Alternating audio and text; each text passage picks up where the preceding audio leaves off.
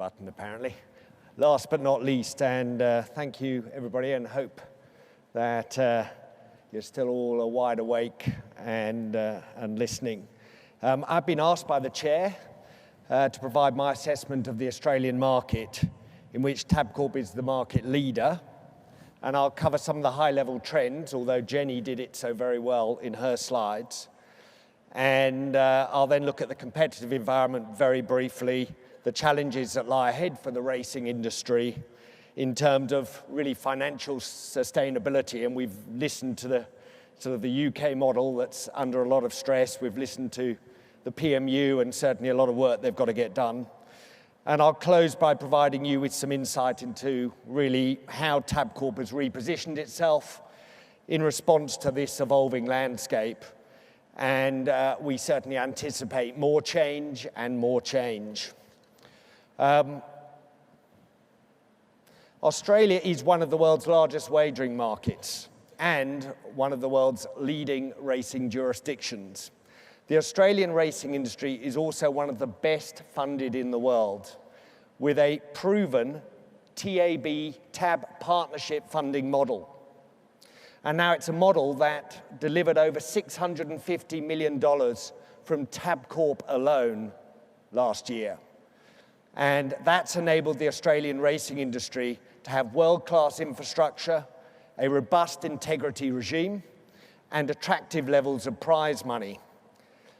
Now, in terms of racing, the wagering market exceeds 20 billion Australian dollars in annual turnover.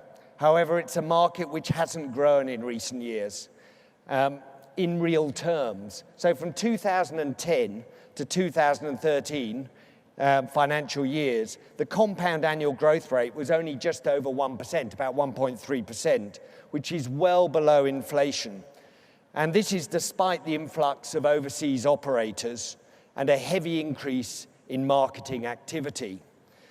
Tabcorp, which operates the retail licenses in the most popular states of New South Wales and Victoria, as well as nationally through digital and telephone channels, is the market leader with about 45% market share. Our market share has remained relatively stable, despite the corporate bookmakers that have come in from overseas growing their share to around 25%. And these corporate bookmakers are largely UK and Irish owned, primarily licensed in the low-tax Northern Territory regime. So taking a look at the Australian racing wagering market, the two key consumer trends over the last 4 years have been increasing use of digital channels, which isn't surprising, we're seeing that around the world, particularly mobile, and the continuing shift to fixed odds rather than totalisator betting products.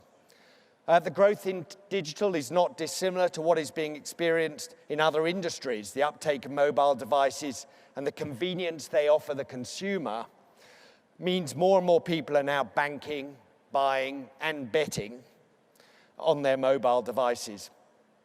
And wagering products are ideal for digital distribution, as there is no physical exchange of goods. And digital now makes up 42% of the total Australian racing wagering market, up from 32% 3 years ago.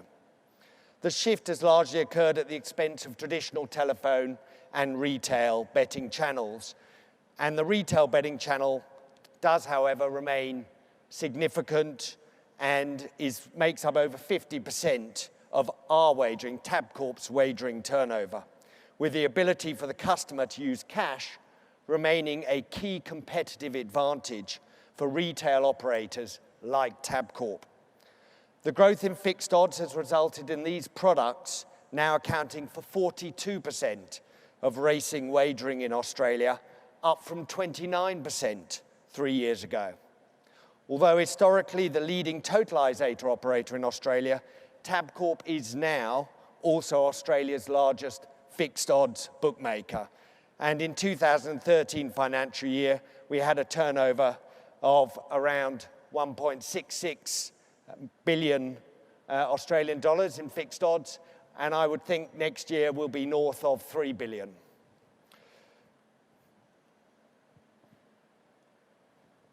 The Australian wagering market has seen a rapid increase in the number of foreign wagering operators over the last few years, and they're licensed in regimes like the Northern Territory and Norfolk Island. And these operators pay virtually no tax, pay low fees to the racing industry, really because of the environment in which they're licensed. So they're similar to the offshore operators that are operating in the UK jurisdiction. We now have William Hill, Paddy Power, Bet365 and Ladbrokes operating a range of brands in Australia, and all bar Bet365 entered the market through acquisitions. Initially, some of the corporate bookmakers reassured the Australian racing industry that their low-cost model would grow the Australian wagering market and would not substantially cannibalise the racing industry's main funding provider, the TABs. However, the market has not grown over the last 3 years significantly, and the corporate bookmakers' marketing is focused on targeting TAB customers. Sportsbet, which is owned by Paddy Power, even tried to secure a low-cost retail presence in Victoria, where Tabcorp operates the sole retail licence. However, a unanimous court judgment in 2012 put an end to this and prohibited Sportsbet from operating branded self-service internet kiosks in Victorian licensed premises and other retail spaces. And this has meant the Victorian government can continue to regulate and tax betting in public places and help to ensure racing's sustainable funding in Victoria. Tabcorp believes it's important to defend our retail licenses, which we've paid for, by the way, and we will continue to do so. The primary products through which corporate bookmakers have been able to grow their businesses in Australia have been tote odds betting products. And these products essentially offer enhanced TAB totalisator dividends, leveraging the margin advantage due to the lower tax and lower level of payments to the racing industry. TAB totalisator betting is the key funding source, as I've already said, for the racing industry, and these tote odds betting products offered by the corporate bookmakers challenge the long-term sustainability of the Australian racing industry. So why is the playing field so fundamentally uneven in Australia? There are three primary areas where conditions for these online corporate bookmakers are less rigorous than those for state-based operators like Tabcorp. The first relates to returns to the racing industry. In every dollar wagered on racing in Victoria, the TAB will return on average 8.9% of turnover to racing. In New South Wales, the equivalent figure is 5.7%. For corporate bookmakers currently in Australia, the return to racing is on average between 1.6 and 1.8% of turnover through the current race field regime. In the 2013 financial year, our New South Wales and Victorian TAB operations had turnover of approximately $9 billion on racing. Of this, over $650 million was returned to the racing industry. Yet on $5 billion of racing turnover from the corporate bookmakers, only $80 million was paid to the racing industry. The proportion paid by Tabcorp is 4.5 times greater per dollar of turnover bet by a customer. The second difference relates to taxes paid on wagering. Last financial year, Tabcorp's New South Wales and Victorian businesses returned $225 million in state taxes. Yet in the Northern Territory, where the bookmakers each have a cap of $250,000, the Territory only collected $2.5 million in state taxes. And the third and final area I'll mention is the provision of credit to customers, which is permitted for bookmakers licensed in the Northern Territory, but is prohibited and severely restricted for the other state-based, primarily TAB operators. Racing's proven funding model in Australia continues to be threatened by these uneven market conditions. Racefield fees and we've heard about those, has really given the racing industry a hard-fought revenue lever. And it has ensured that these online corporate wagering operators no longer free ride on racing's product. But the fundamental imbalance between the wagering operators and the state-based tabs needs to be addressed to ensure the long-term sustainability of racing. And I need to also mention that unlicensed offshore bookmakers remain a threat to every racing industry around the world in terms of funding and integrity. It's critical that regulatory authorities remain vigilant to the threat they pose and act to protect the consumer and the lawful licensed operators. I'd like to finish by highlighting what Tabcorp has done to strengthen its competitive position. Despite the uneven playing field, we have invested heavily in the customer with a focus on analytics, CRM, and our Tab Rewards program. Customer acquisition and engagement has been core. We've increased our capability in digital wagering, strengthening our speed to market.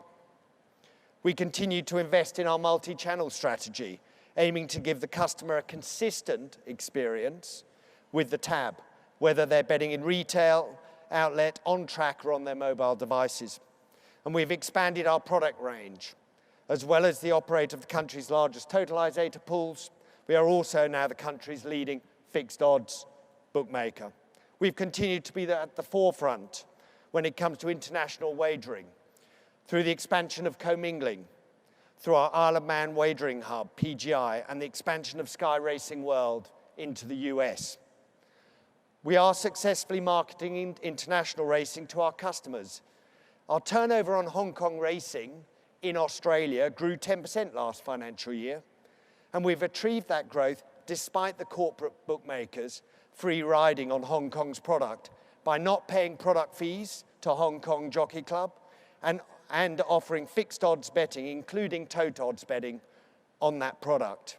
In contrast, we comply with the Hong Kong Jockey Club's request not to offer fixed odds betting on its racing. And it was interesting to hear Betfair is now commingling with Hong Kong. And part of that deal is that they won't offer any exchange betting on Hong Kong's racing product. There is little chance that Betfair would agree to the same deal if we allowed them to commingle on Australian racing. From 2010 to 2013 financial years, our wagering business grew revenue at a compound annual growth rate of 3.5%. That's despite the influx of competition and the tax and racing fees advantage our competitors enjoy. So in summary, the Australian wagering landscape continues to transform. At Tabcorp, we have repositioned ourselves to maintain leadership, and we will continue to invest to do that. But the racing industry's challenge is to ensure sustainable funding. And that is by getting appropriate returns from all wagering operators, not just Tabcorp and the other state-based tabs. Thank you.